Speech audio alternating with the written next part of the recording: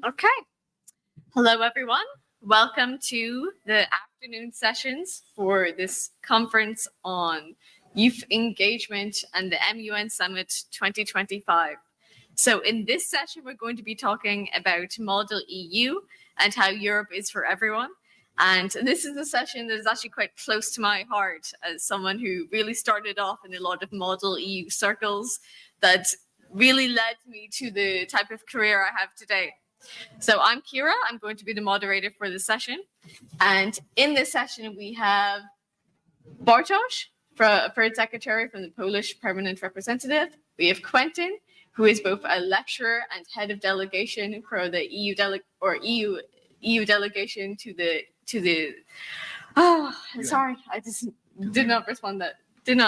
Anyway, Quentin also used to be one of my visiting lecturers as well. And then we have Kara, who is a UN youth delegate. So these are the three speakers for today. And then just to talk a little bit on Model EU. Model EU, I think, is a really interesting type of simulation because it's simulating a very complex institution for Europe. And these are ones which are very abstract and very remote from ordinary people and civilians. And through this, I think youth can become so much more engaged in the process. So they develop themselves not only as citizens, but then they're also able to articulate their voice on European issues and become activists. This also has an impact on their future career. And I hope that we're going to talk a little bit about that and about how Model EU can really impact your future career and lead you to these types of opportunities. So I think we're going to start off with 3 opening remarks. And I'm going to ask Bartosz to speak first. So you can do sitting down, standing up, however you like. So maybe I can sit here with this. Yes.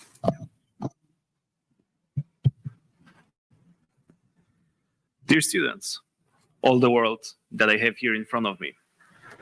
It was just 6 years ago when I was sitting in your place. I was a student back then at the University of Guadalajara in Mexico and participated in the Future We Want Model United Nations, also here in New York City. Let me start everything I will say today with one statement. I want to assure you that you will be standing here in my place one day soon. It's just a matter of your will to do so, nothing more than that. Since 2019, the world has significantly changed, unfortunately for the worse. We had COVID, a disastrous pandemic that costed way too many lives. We are witnessing climate change, which sooner or later may end up life on Earth. And we helplessly see growing violence spreading around the world. From Poland, we clearly see the suffering of Ukraine, brutally attacked by its authoritarian neighbor who believes that the might is right. This is the way that the international community cannot allow to happen. We should never accept this kind of actions. There are wars in Gaza and in Sudan, which are both breaking our hearts and bring us to the question, where do we go as humanity?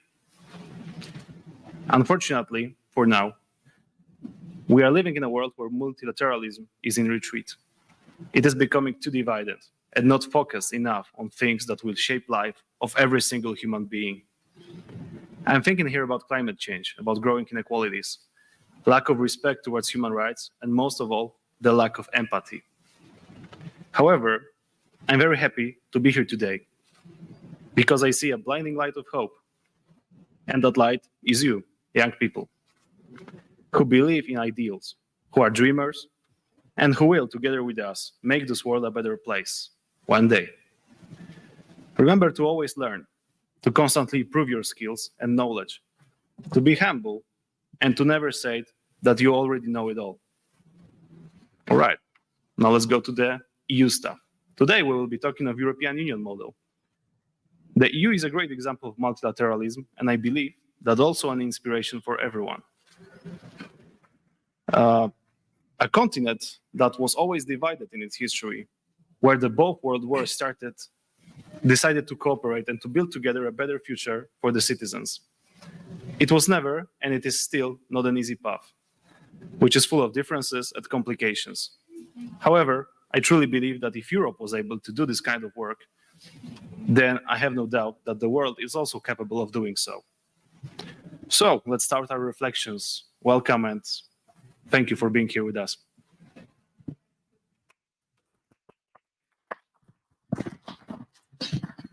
Thank you so much. And then to introduce Quentin properly, he's the head of Political Affairs and Security Council section at the EU Delegation to the UN. So Quentin, I would be grateful for your opening remark. Thank you. Thank you very much. Is it on? Yeah. Yeah, it's okay. Yeah. All right. Great. Thank you so much, Kira, and a pleasure to be here with all of you. So my name is Quentin. Indeed, I work for the EU mission to the United Nations. I've been a EU diplomat now for 16 years. I've been posted in Pakistan, in Chile, and now in New York. And I worked also many years in Brussels. I'm a lecturer in the College of Europe, where I teach actually Model EU. So that's why it's great to be here to share the experience. I've been doing that for a while because, I mean, as a practitioner, I just always find interesting the interaction with students, because at the end of the day, students in Model EU are learning, but me as a lecturer, I'm also learning about how students actually perceive the European Union, how they perceive international affairs. It's a fantastic way. It's a two-way street in a way, right? So that's why in general, any Model UN, Model EU experience is fantastic. So it's great that you're interested in that. When I started lecturing about it, actually about 12 years ago, very few students had done this type of experience. Now, when I ask at the beginning of the class, it's at least half of the students, if not more, have done it, which shows the interest of this kind of experience. And it's really great that you are into it. I generally believe it's the best way to learn. I mean, you know, academic courses are very important and necessary, but at the end of the day, the best way to learn is to practice. And the Model EU or Model UN, I find there are three ways to learn. First, you learn about the topic. So if it's a Model EU, you will learn about the EU. But you also learn about how to negotiate. And we have to negotiate in anything we do, be it in life or be it in our professional lives. Where you're a diplomat, a journalist, a lawyer, you need to negotiate. So you need to know, to learn how to negotiate. And finally, the other aspect that's very interesting is that you learn to know what type of negotiator you actually are. Because there are different types of negotiators. We're all different human beings, obviously. And it's important to know who you are as a negotiator, because it is not easy to negotiate. You know, I've taken part in my career in many international negotiations, very complex ones, very political ones, and you're often under pressure. You're pressured by the time, by the political issues, by the counterpart you're negotiating with, and you need to know what type of negotiator you are. So this is why it's really great experience that to be part of this. Now, focusing a little bit about the EU, and it's great to be able to speak after a fellow Polish diplomat, because I cannot agree less with anything that he says. So it's fantastic. I will just like complement with a few elements. Often it's said that the EU is very complex. I actually disagree with that. I think the starting point is wrong. The European Union is a unique construction of regional integration, the most advanced regional integration process in the world, as we know it. But at the end of the day, if you think about it, it's built more or less like a state at the end of the day, with legislative chambers and with an executive. The reason why I think it's often depicted as very complex, it's because there's often lack of information, lack of a transparency about what the EU actually is or is not. And that's also the responsibility of Europeans themselves. I think in the education system, for instance, I'm French, I don't think there's enough focus on what the EU actually is in the classes in history. So we have a duty in Europe to talk more about what Europe actually is in order for citizens to be able to understand and relate to it. At the same time, the fact is there is not a lot of communication about Europe within Europe. You could think that's very strange. The main reason for that is because member states themselves want to retain the way they communicate about Europe. So the European Commission, which is the executive body of at the EU level, does not do a lot of communication campaigns in member states because member states want to retain that aspect. So we rely on national politicians to talk about Europe. And quite often national politicians have a tendency to talk about Europe in a negative way, in my experience, which actually then creates a dynamic where quite often the public is not fully informed about what European Union actually is about. Again, I think the responsibility is shared, and I think the European Union itself and the EU institutions need to be able to talk about Europe much more. I think lately, Things have changed a little bit, in particular because of the current world situation. As Bartosz has mentioned, it's much more complex and dangerous in a way in terms of bigger security threats. And we've seen over the last years much more European unity, coherence, consistency in the face of the COVID, obviously, but also in the face of like international challenges like the Russian illegal invasion of Ukraine, but also the situation in the Middle East, in Gaza, and to name but a few. So I actually believe that there is a sense of belonging to Europe that's much stronger now, especially in the face of like international powers which challenge the multilateral system. So in that sense, I think it's very important for Europeans to realize our unity is important, but also for Europe to realize how important it is to work with partners all over the world. And this is why, especially these days, we're actually considering, thinking, working, exploring how we can work more closely with partners all over the world. So that's why it's really interesting to be in that room now. And I'll be very much looking forward to your comments and questions, because at the end of the day, we have to learn from one another, whatever the age, whatever the background, whatever the race, whatever the religion. And I think this is a great opportunity to do so. So it's a pleasure to be here. Thank you. Great.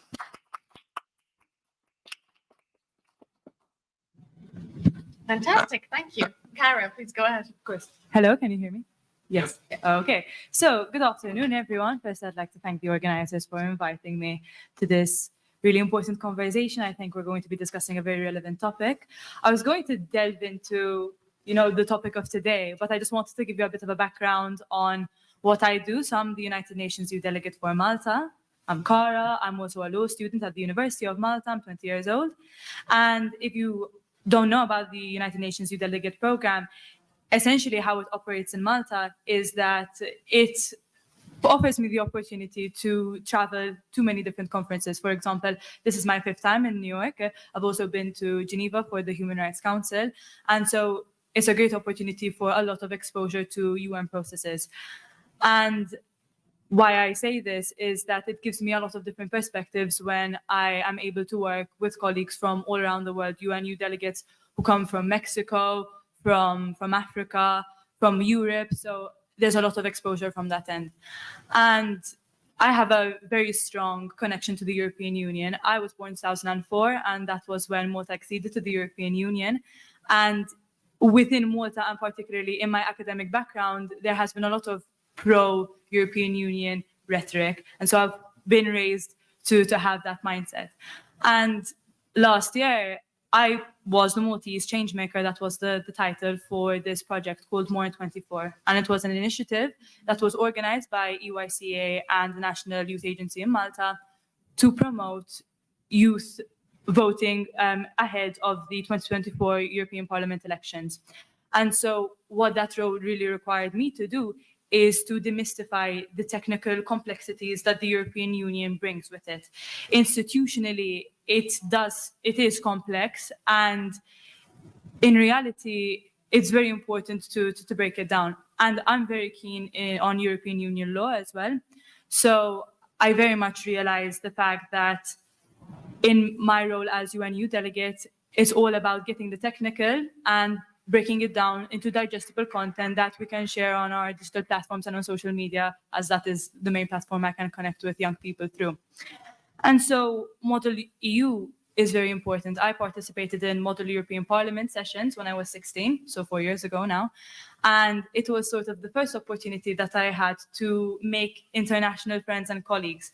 And so it opened me up to a world where people are from different cultural backgrounds, different academic backgrounds, political backgrounds, and they have different methods of work as well.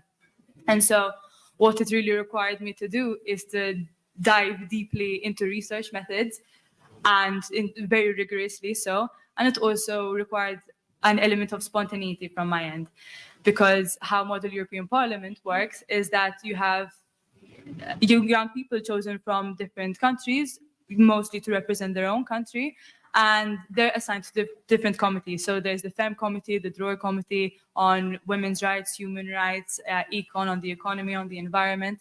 So it's very interesting and very holistic. And so I'm really glad to be here. So thank you once again. And just to really understand that these simulations are more than academic exercises, but they give young people the opportunity to step into the intricacies and the nuances of EU policy making and diplomacy, and it really gives them the first few steps to really plan out their career trajectory for the future. So thank you.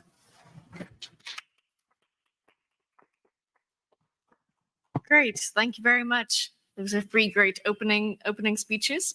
So how the format will work is that we're going to have a free-flowing discussion for 20 minutes or so, and then we're going to open it up for a Q&A from the audience, both offline and online.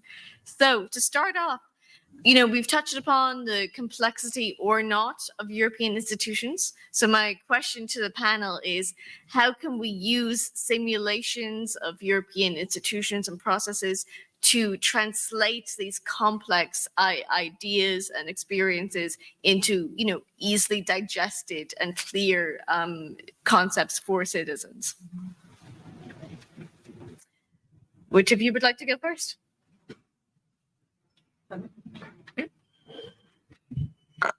So in my personal experience, the way that the complexities were sort of simplified is that you have lots of young people who are working together. So there's the element of peer-to-peer learning in the fact that you're there and you feel more comfortable with other young people who are in the room. So you're more likely to ask other young people for guidance.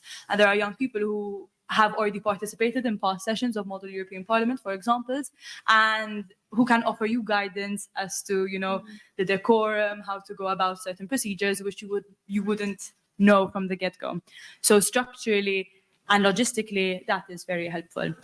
How the simulations can then be used for you to gain more knowledge about what the European Union is and to delve into it a bit more, it's that these simulations teach you a lot of soft skills: confidence, critical thinking, spontaneity.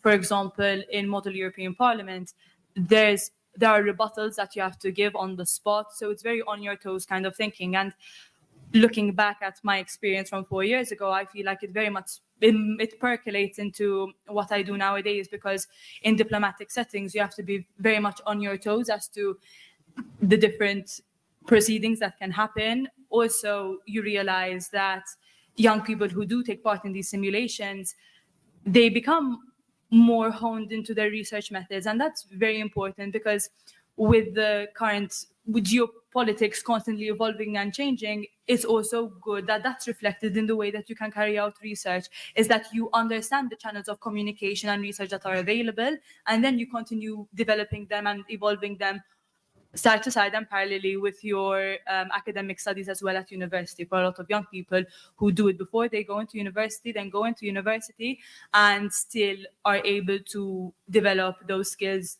afterwards when they enter their careers as early career diplomats or in any field they are in. So these simulations are very underestimated. Personally, Malta is a very small country. It's a population of around 500,000 people. So a lot of the opportunities that are available are well distributed, because in my position, I really make an effort to connect with young people. So my role essentially is dual faceted. I have connection with my Ministry of Foreign Affairs and the missions, permanent missions to the UN, but also that one-to-one connection with young people. And so when there is that level of mentorship, that I have participated in these simulations before, and I'm able to give first-hand advice to people who are interested in actually getting into them, that's also very helpful. So that I really would like to focus on that peer-to-peer mentorship and education as being an integral part of the simulations. Fantastic, thank you. Quentin? Sure. I mean, it's a great answer, actually, because it comes from personal experience as well, and how much you can use the experience for the benefit of others, and also you learn from others. So I think it's a really, really good overview.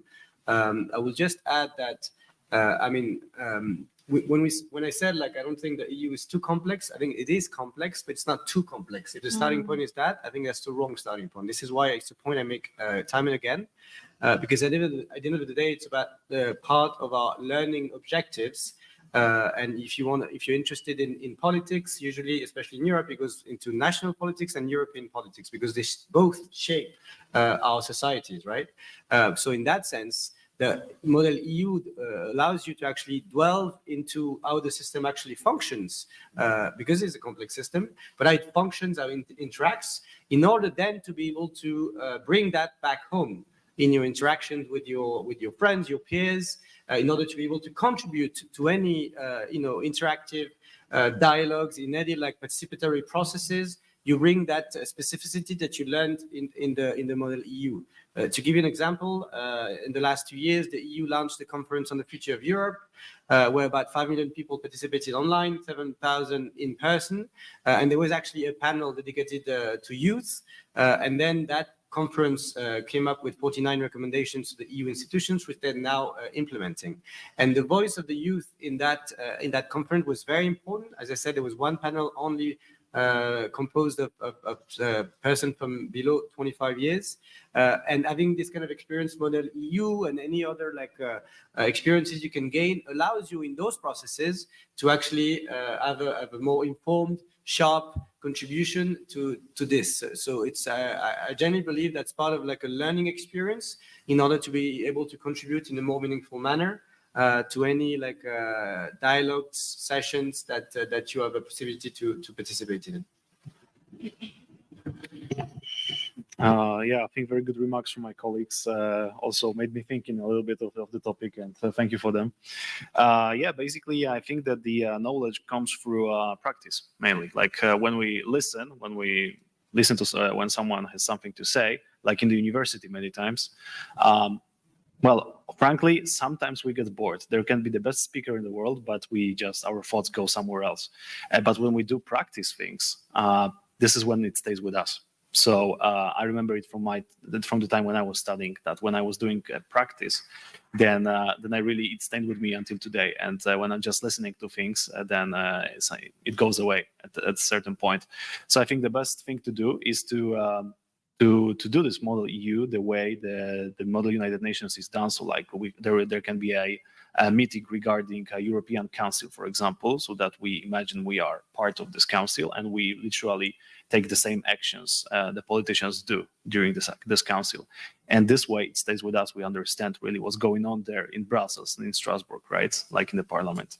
There can be a model, within the same model, there can be section about European Parliament. So again, like the students who participate in the panel, they imagine they are the politicians being in the EU Parliament, and they do the same actions. I think, and this kind of activities can really spread awareness about the issue, about the EU, and I think it should be very spread in Europe. In every country, there should be a model like that. Not only international one, but also in each country, there should be a model like that. I think this way this is what we can build on, and in the future, we can assure a better understanding of what the EU is. Thanks. Great. Thank you all so much. I have another question for the panel before we'll open it up to the audience, which I think is going to open it out into a little bit of a larger discussion about, when you go to model UNs, you really get to enjoy the structures, but then it also makes you aware of what doesn't work within the EU. Are there ways of learning or using model EU to kind of identify the flaws within EU processes and open it up to maybe, okay, what needs reform, what doesn't work? Quentin, maybe I'll come to you first. It works perfectly. No, I mean, obviously, the interesting part is that in real life, there are what we call CMEX for instance, on peace and security, which are the areas I'm working on. So we do this to be able to know how we actually react to international crisis abroad. So that's an exercise, precisely because we have to test how we function or dysfunction. Mm-hmm. So in any type of learning experience like this is part of what we call crisis management. So at the end of the day, of course, that we have to learn how what works and what doesn't. So the model EU allows you to get a sense of the complexity, what are like where the power actually lies within the EU institutions, between member states and the parliament. So in that way, that's a unique kind of like snapshot of reality, because it is a reality. So that gives you that unique opportunity to understand the system, the way it functions, the way it dysfunctions. And again, we have to learn and not just the EU, but any organization, any country is in constant learning about how to respond to any situations. So in that sense, you see any organization, and when we're seeing this now, after the pandemic, for instance, we're about to adopt a treaty on preparedness for future pandemics, because we collectively realize that we're unable to deal with the health crisis of that magnitude. So that's part of a learning experience, which then allows you to know, identify the flows, and be able to propose policy responses for the next time you have to face such a situation. So the model EU, the model UN allows you to understand that. Why the system maybe in the EU could be considered slower than other systems, where it's that way simple, because there are 27 member states. When it is difficult, yes, it is difficult. Does it work? Yes, I believe it works, because we're actually in constant negotiation, and very quickly we're able to actually work together towards having a united response. So there are things you can change in the system, there are things you cannot. So those model EU, model UN allows you to identify how the system functions and be able to know, okay, this is an area where we can work on, this is an area where that's how the system inherently functions, so we're not going to be able to change that. So from that perspective, it's part of the learning experience, yes. Okay, thank you. Question, please. So essentially, how does your experience of Model EU lead students or participants to identify the flaws and consider, what reform the EU might need? Very good question. So what I like to say is that one cannot change or question what one doesn't know. So from the get-go, these simulations are very important to introduce young people to these institutions. And once they then gain more knowledge about these institutions and the particularities of the roles of each institution, then young people can begin to understand the flows or how the system works or does not work, as Quentin mentioned. And I feel like it's really important, because these simulations don't only allow young people to apply their theoretical knowledge, but then to apply it in practice. So that then strengthens their arguments as to how the system works or doesn't work, that they can practice sort of their arguments in the simulations and then sort of get it on a larger scale. So what I also think is that young people, essentially, the European Union, we mentioned regarding its complexities or its lack of complexities, the more young people are able to gain knowledge from theory and then be able to apply it in practice and identify the flaws or shortcomings within the system, the better it is, because the EU is a supranational institution. We have sort of an intricate balance between member states and their sovereignty, but then the competencies of the European Union and how the different institutions work together and how the competencies overlap. And so I feel like it's also really important that young people know how to keep these institutions accountable, and transparency and the principle of conferral as well. These are all really important. And so the more they're able to gain knowledge on how these systems work, the better. Then they can keep these institutions accountable so that they can carry out their mandate effectively. Great. Thank you very much. Bartosz? Well, I believe that this kind of model, when I will come back to the practice, so that when I believe that model is amazing solution, because we are all humans basically, and the same things that occur on a political level, on a high level, occurs when we just do normal cooperation. The practice between students. Yeah, so same mechanism occur, and because it's also about human psychology, about things that we have, also our sense of where we belong. We represent our countries, and just on political level as well as on expert level, on student level. And so we think about interests of our countries, which of course interests of countries are different. Each country has different idea, different interest to be done. And I think during this kind of model, this is when students can realize what really is going on in the heads of politicians. And it also automatically makes the students realize what are the issues. So again, based on practice. There are many aspects, like as I mentioned, the aspect of national interest, the aspect of mechanism within the EU, which is very complex, as we already said, and all of this has been taken into account. So I believe this is a very good option because this is where several aspects come in one, and we understand what really is going on there. Great. I also think, when you practice model EU, it's really all about empathy because you're not allowed to represent your own country in the simulation. You have to represent another country. And that really leads you to look at things through a different national lens, for example. And there's a lot about, different cultures as well.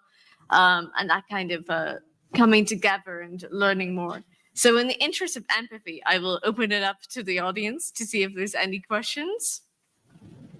The first one is always the hardest. Please go. Do you want to come up and speak or do you want to shout it? Yeah.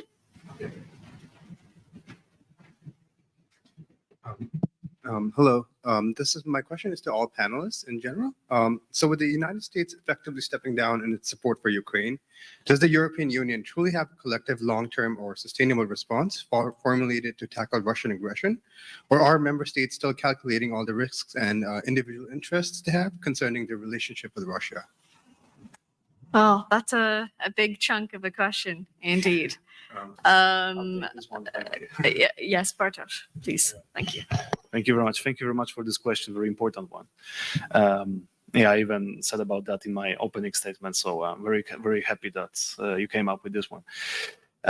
Well, the EU, we share the same thoughts about it. We are one, by all means, and each and every country believes that the truth is only one. The Russia is aggressor. They attacked sovereign country. They violated the United Nations Charter, its most important basic rules. That is that the frontiers of countries are same thing and they're untouchable. They did it.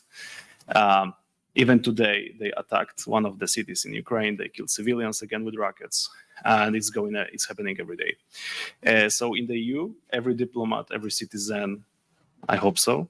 But surely every government, we believe that that Russia is aggressor and we have to respond. And even without the US, of course, the US are a key ally, and they will be with us still because I just know it. But the EU also is developing its capabilities, also what our American friends want from us, and they are right about it. And I'm sure that we also, aside from the US, we will be able to keep helping Ukraine, by all means. Of course, we hope that Americans will be with us in the process, but there are many complex processes going on also within the US. We understand that. And also we need to increase our capabilities as Europe. What we do every day, but all together as Europe, as Western countries, we will keep supporting Ukraine, that's for sure. Americans and Europeans as well. Thank you. That's very insightful. Thank you. Yeah, to complement, I mean, it's a very relevant question given, it's one of the biggest security challenges at the world stage. I think to answer your question, you have to think always what are the interests of the EU in this. That's part of model EU. You try to understand the interest of another party. You actually play indeed in a country that's not yours to understand. If I play Malta, I understand what it means to come from a small island in the Mediterranean Sea, which probably I don't know as a French. And that's why it's such a nice exercise. So if you reverse the question, you think, why is the EU so collectively united on this issue? Because it's existential. It's existential because it's a war in Europe, a war of aggression in Europe. Today, it's Ukraine. What is tomorrow? Another country? Yesterday, this was Georgia. I mean, there's a trend there. And the fact is, it's an existential threat because it threatens the security of Europe. This is why the EU has had such a collective reaction in support of Ukraine. And given the fact that it's illegal, unjustified, and unprovoked aggression, the EU has stood up and is the country, the bloc, sorry, not the country, the bloc that has given most aid to Ukraine, be it military, financial, or humanitarian, more than the United States, despite what some authorities in this country might say. And this has been historical for the EU to provide so much to one country. So the EU will stand by Ukraine for sure, without a doubt. Obviously, in this situation, the support of the United States is very important. There are talks ongoing, as you may know, but we've made clear that there can't be talks about Ukraine without Ukraine, and there can't be talks about European security without Europeans. So as much as there can be, talks ongoing, we believe whatever comes out of those talks needs to be discussed with the stakeholders. So in that way, we will continue to work very closely with the United States on this file, as well as with other partners, because any peace that's actually negotiated in Ukraine needs to be accepted by the Ukrainians, but also needs to be hopefully accepted by the international community. I mean, there are different peace initiatives out there. There's one from China and Brazil. So we have to understand that what's happening in Ukraine is not just about Ukraine, it's about the future of the international order. Because if we allow a country, whatever the country, to actually invade its neighbor, whatever reason, which world do we live in? I was posted in Chile before coming to New York, and I remember the words of the Chilean president, a country from the so-called global south, who was saying exactly that to his peers in Latin America. Today it's Ukraine, tomorrow it could be Chile. So that's why it's so important to have like an international response, and not just a European response to this issue. And we will continue working with the United States and with other partners in order to make sure that the peace that's negotiated in Ukraine is in line with the UN Charter and actually does not set a precedent for any other such action in the future to be allowed. I just wanted to reaffirm what my colleagues, my fellow panelists had mentioned, and the cultural sensitivity and the empathy that you had mentioned before is really required in this sort of situation. And as a UNU delegate, there's a sort of assumption that EU delegate positions or positions which have youth representatives or youth observers involved, these youth delegates are only mandated to certain topics which are sort of youth focused. I don't like the terminology of youth focused topics, because young people have expertise in all topics. And on this note, many EU delegates, around 22, we had penned a joint statement in support of Ukraine. And basically in it, we reaffirmed our unwavering support for Ukraine, stressed the need for global unity, and urged the Security Council to adopt reforms to enforce accountability for violations of international law. And as a law student, this is a situation which speaks very close to my heart as a law student and as a human and as a European Union citizen as well. So I just wanted to compliment your remarks, and that the situation is very real. And even though Malta isn't necessary, Malta is in the middle of the Mediterranean, we still have a lot of empathy and great concern for the situation. Great, thank you. I think one of the capacities of Model EU is to imagine alternate futures, which usually are for the better in what we discuss in Model EU, but it can also be your work used to imagine worse ones as well. So I'd like to open it up again. So we have another question. Would you care to come up and speak into the microphone? Thank you, because it saves me from repeating it for the online audience. Yeah.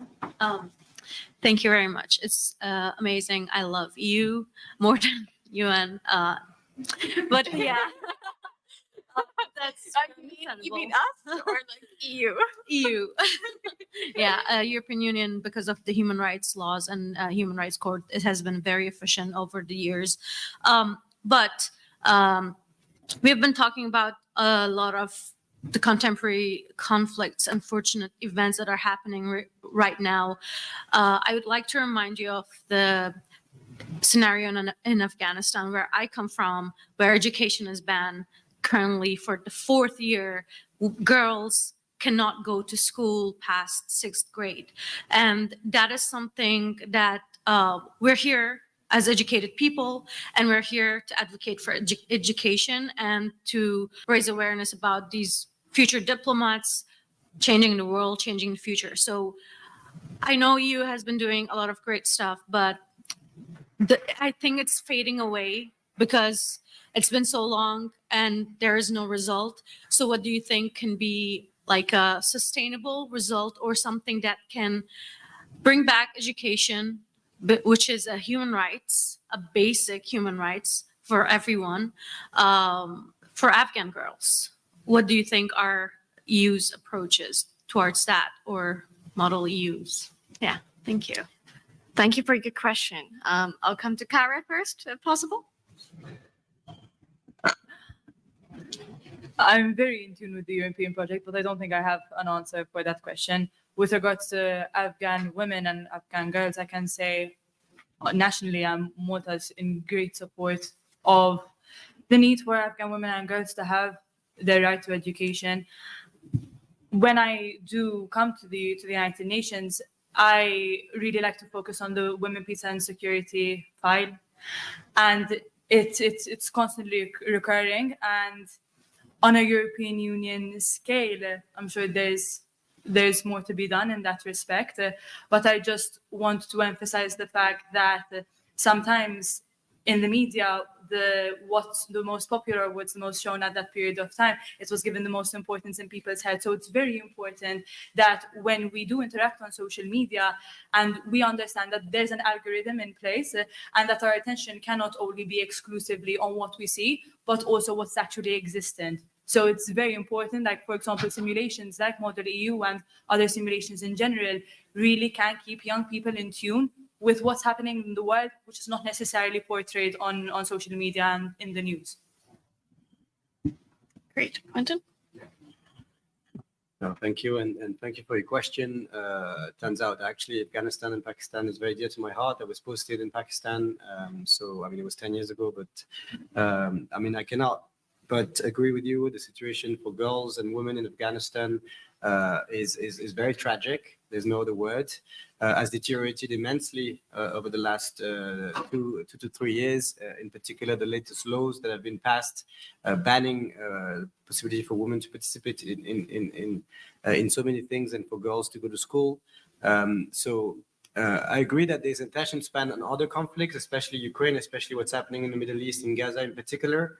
And I agree it's very important to remain attentive to other major crises, like it is in Sudan, for instance, which is the biggest humanitarian crisis as we speak, but also the situation of girls and women in Afghanistan.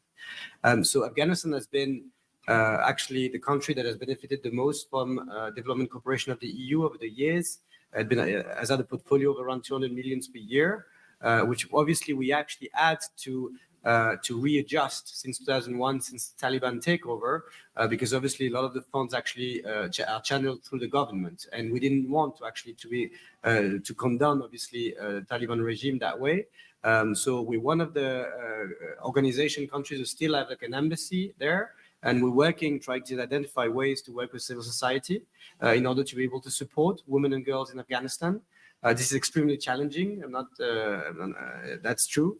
It's very difficult. One of the ways that we're trying to do is obviously to put some of the aid conditional so that it creates an incentive for their so-called authorities to actually be able to, make progress. There are some institutional channels of communication through the Doha process, and in all those opportunities, we are raising constantly the issue of women and girls. Also in the UN Security Council, there are 6 monthly meetings on the situation in Afghanistan. And it's a rare file on which all council members actually recognize the situation and the gravity of the situation. So obviously, I don't have any solutions. What I can tell you is there's still a lot of attention to Afghanistan. As far as we are concerned, there's a commitment to actually work on that. How quickly and how fast will this actually trigger changes? I don't know, unfortunately.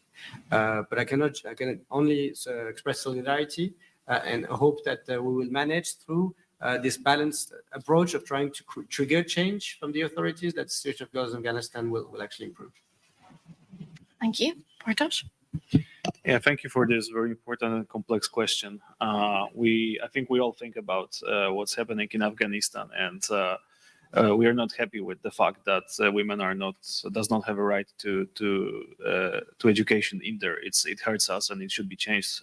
And one day, we all believe and hope it will change. We are working on solutions. It's a very complex process, so it will take years. I will not lie to you. It will be years before we find the solutions. But what we can do as international community for now is to spread awareness about it, that you touched upon this topic. This is very important. And please keep on doing so. And also encourage your colleagues to do so, because I believe the civil society is the strongest power in the universe. Honestly, this is fundament of European Union, on United Nations as well. I can give you example of my country. If in one thing, we used to have a communist system in our country for many, many years, and it failed because of civil society we had, the strength that was in there.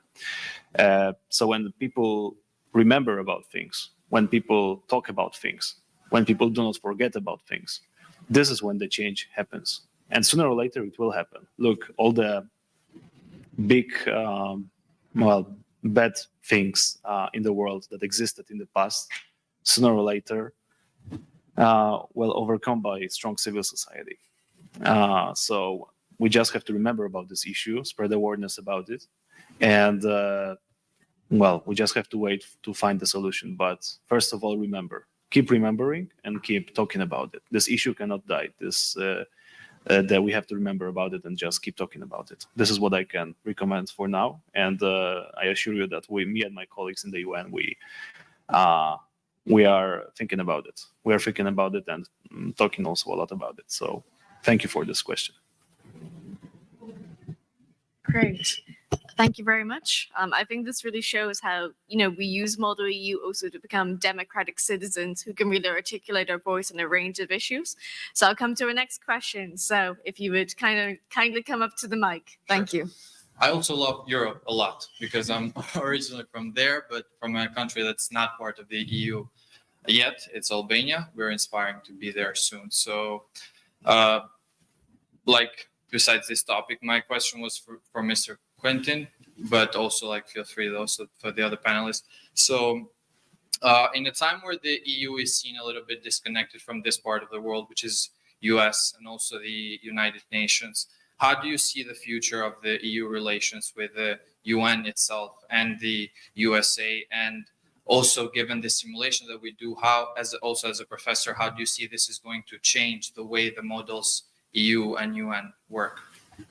Can I ask you a question? What do you mean when you say EU is disconnected? Just to understand the question. Yeah, we see US has started to see Europe as an us against them culture, given also the latest tariffs that were imposed, and we see it's not that culture that was before other presidents and other administration when Europe was seen as a partner in a right. Okay, I understand. I just want to understand Yep. your question. Thanks so much, Pete. There's a concept that I've been personally advocating for years, including before the first mandate of President Trump, who's now been reelected. That's the concept of strategic autonomy. What does that mean? That means that the EU is able to face whatever threats on its own. Why? Because we have a bloc of 500 million, and we should be able, and I believe we are able, to face any security threats or climate change threats, whatever threats you can think of, health crisis like the pandemic, on our own. And we realize that on that front, we have flaws. We realized that during the pandemic, that we were not able to come up with masks for our citizens or paracetamol, which is mostly produced in Asia. This is why the concept of strategic autonomy became really popular in a way. Because it made us realize collectively that we're interested in is making sure that we are autonomous in facing other threats. That doesn't mean that we break up partnerships. That just means that we're able, as a bloc, 500 million people, to face any such situation. So in the context of a more complex, I would say, relationship with the United States, which in essence remains a key ally of the European Union, historically is in terms of values and history, that means that, we should be able to face certain threats on our own, maybe relying a bit less on the United States if the United States government decides otherwise, without undermining the future of the relationship with the United States. The US is still a democracy. There will be elections. We will see in the future what's the course of history for the relationship. But the point is really trying to be able to be stronger together, identifying our flaws, where do we need to work together more, while continuing to advocate for multilateralism. And I think that's a very strong message these days, because multilateralism is at risk. At the same time, I don't think I've heard any other models that would actually make the world safer. I mean, the models of non-militarism we have from the 19th and beginning of the 20th century are not particularly successful. If that's what certain countries are advocating for, we as EU will always be advocating for multilateralism because law matters and creates actually predictability and certainty for citizens. Of course, the law can still be broken, but still it actually provides that level of certainty. So as EU, we will continue advocating for that. And even if there are complexities in the relationship with the United States, we will find ways to work together with them where we can. And otherwise, we will have to stand for what we believe in. Thank you. Appreciate it. But I'm sure. Thank you. Bartosz, Kara, Bartosz, do you want to come in? Okay, thank you for this important question. I agree with Quentin that Americans are our key ally, and I could say that I don't imagine the world where the EU is not cooperating with the US somehow. We do, and we will, and I'm sure of that with this administration and the next one, and the next one, and in 10 years as well. That's for sure. In fact, the concept of strategic autonomy there was a big discussion about it in Europe because there were like two visions of that. First one, which actually President Macron is very big fan of it, and it's a good concept of the strategic autonomy of Europe, is one option, as Quentin already explained. And the second one is to keep the United States in Europe, which is actually according to their national interests to be there. They just need to be there to maintain their influence in this part of the world. And there was always a constant fight between those two concepts, like during last 30 or more years, or actually since General de Gaulle even, so a lot of time back. But I think right now those two concepts merged into one, because I think on both sides of the Atlantic, we understood as Western countries that we need each other, and Europe has to be strong even without the US, by all means. And so here we have the concept of strategic autonomy, which is a very good concept. We need to be strong in any way. But we also need a strong alliance with the US. We want them in Europe because they also belong there, by all means. So I think these two things, they don't exclude each other, they go together. And I'm sure that with our hard work every day, we will make this alliance even stronger than before. I don't see any other option for the future. So there will be stronger United States, stronger Europe, all together as a whole, by all means. Thank you. Appreciate it. Thank you. Are there any more questions from the audience? I'll give you 2 seconds. And okay, we have an online question, so I will read it out. In what ways can youth influence the implementation of the Sustainable Development Goals for grassroots diplomacy? So I'll come to Kara first. So, if I understood the question well, the youth impact on the SDGs implementation and... Yes, for grassroots diplomacy. Great. So, the SDGs are very close to my heart. In fact, the day before I flew into New York, I had a meeting with the Ministry for Education in Malta and a group of young people in Malta who had embarked on this 2-year-long project with regards to SDG awareness from young people. These were around 11 to 14-year-olds, so quite young. And it was so refreshing and so empowering to see young people who aren't that much younger than I am, but already from such a young age being aware of what the SDGs are, conducting research as to how the SDGs can be achieved and where we're falling short or where we're progressing in certain areas. So that was really refreshing. With regards to the SDGs, I was present. I attended the high-level political forum last year. And even just being in the room, I'm a really big advocate of the fact that we have digital connection and we have events which are hybrid. So that also gives us a good opportunity to be present. But being in the room makes such a big difference in how you interact, how you actually learn and grasp information. So that experience all in itself really did open me up further to the world of the SDGs, further to the knowledge I had gained before in sixth form, because in Malta in sixth form we have this compulsory unit which focuses on environmental awareness, and so the SDGs was a big topic of this. And further to that, this HLPF, so in July, Malta will be embarking on its VNR, and so its voluntary national review, and we've had a lot of preparations with regards to that. And in Malta, we have had young people called and they've really worked on the youth chapter on the VNR, the SDG Champions, that's their title. And so I've had the pleasure of actually contributing to the youth chapter of the VNR. And it's something we're very looking forward to. And it really goes into depth about a youth perspective on SDG implementation in Malta particularly. So there are 5 SDG champions and they focus on different topics. And we each have different perspectives from young people who are at university studying to be architects and studying urban planning, those who are studying sustainable development exclusively, myself bringing sort of the environmental law perspective as well, because that's an area which really does interest me. So I feel like young people are very much connected to grassroots activism in itself, because those are the opportunities which are more available to young people from an earlier age, you know, opportunities in civil society or with national youth agencies or with national youth councils. And then the fact that there are opportunities such as the EU Delegate program, which does allow young people who have that background to then apply it on a more institutional diplomatic level, really is a full circle moment. And I really do believe in combining both efforts together to give the best product and outcome. Honestly, I think that deserves a little round of applause. I feel like Kara covered that really well, but is anything else? No. Okay, great. We have some other questions so I think there's another kind of topic to move on to. So I would appreciate a good answer from you will give an in-depth answer. You all have a good answer, of course. But we've received an online question about advice for aspiring young diplomats from the Global South who want to become involved with UN and international organizations.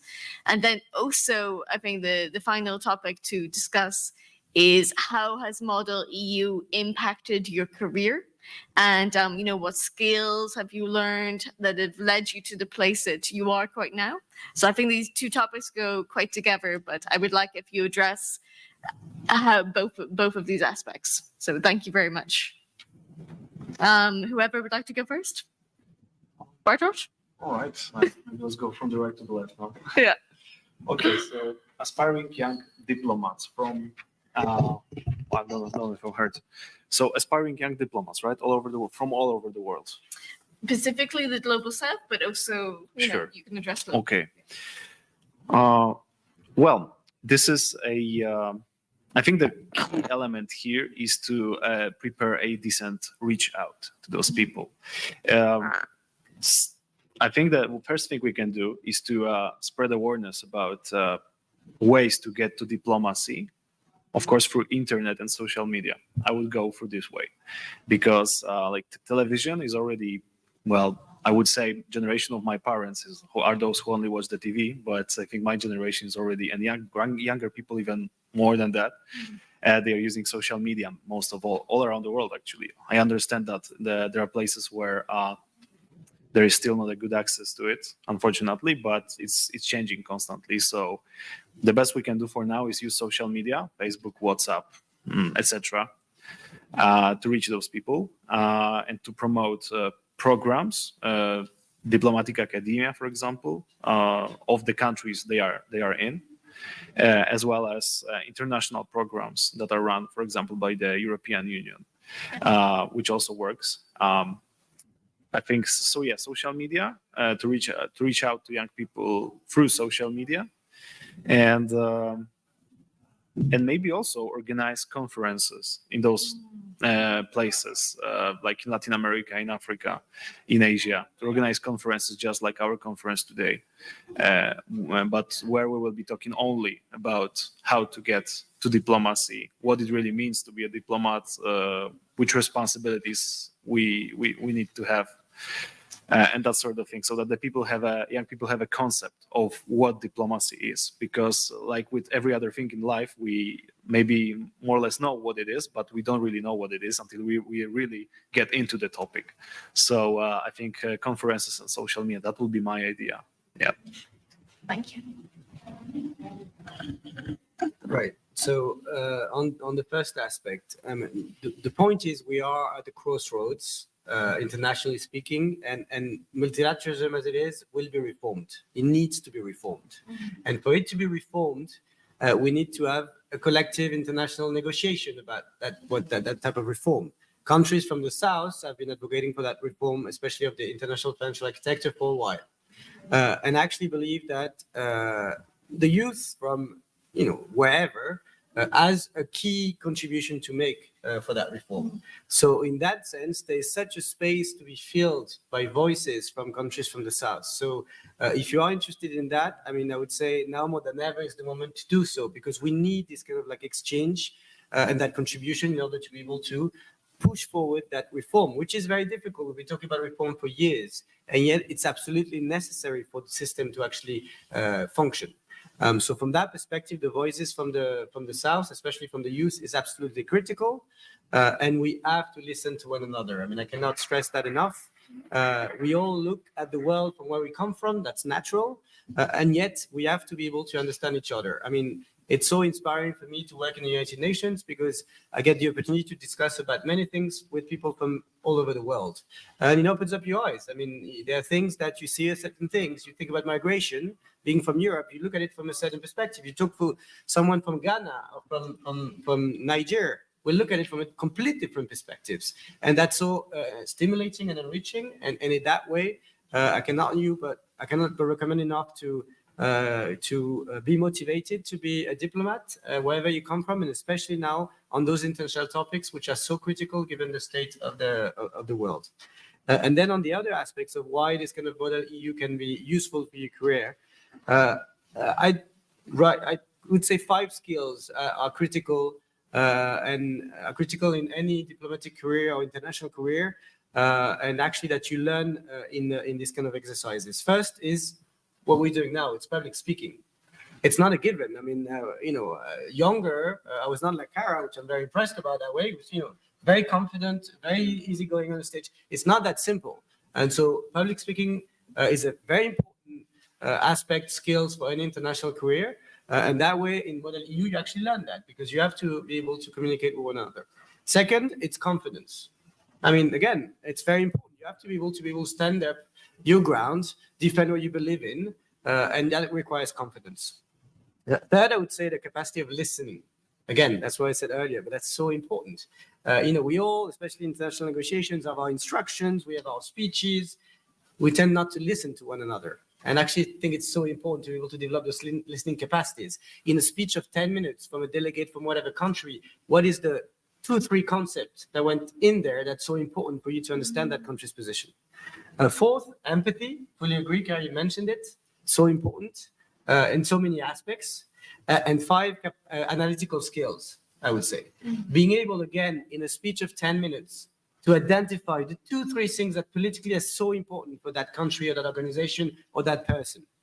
So I would say that's 5 skills that I think are so important, and that actually in Model EU, you learn about those and you develop those. Thank you.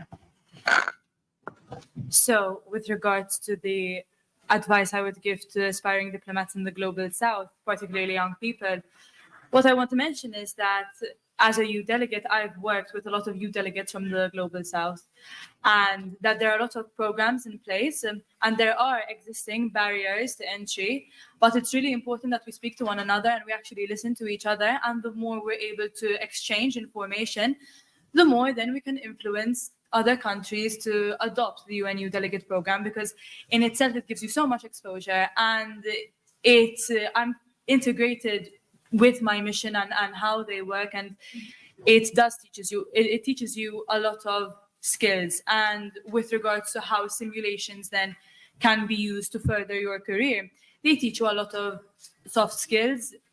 The simulation of Model European Parliament that I had done very much informed the roles I have today, and as I mentioned before, the fact that you're working in a team of people from different countries, it teaches you adaptability. It teaches you the way you have to speak, confidently, public speaking.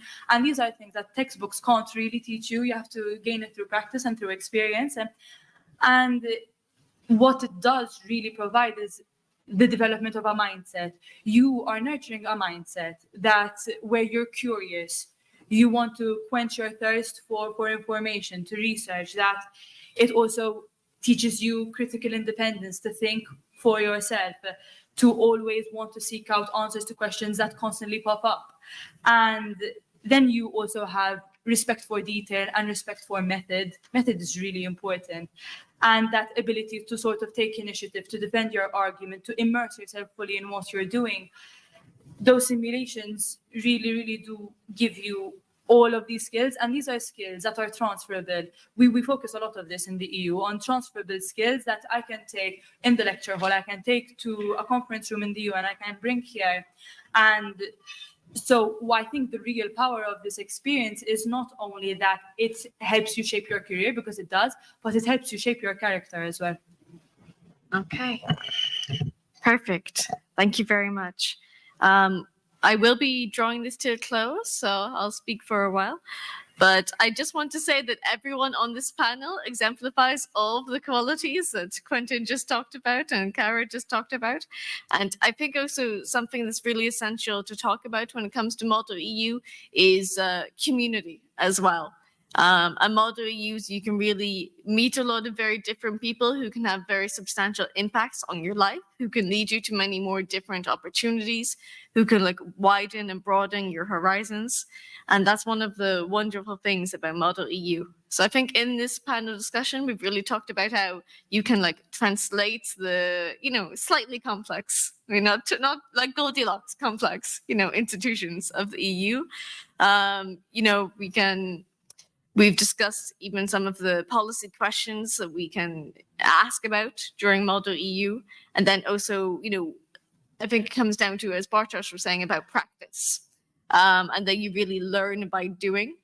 So thank you so much to everyone for asking questions. Thank you so much to our excellent speakers. And I would say, I encourage everyone to really talk to each other, to come and talk to the speakers. And we're going to move into the closing ceremony in about 10 minutes. And it's going to be on the case for positivity. So, while we have discussed some negative scenarios that we are encountering during today's panel, I think a lot about today is really trying to have a more positive outlook by bringing people together at this conference. So that's our aim. So that's where we're going to go in and discuss in the closing ceremony. So thank you all so much, and I'll see you in there.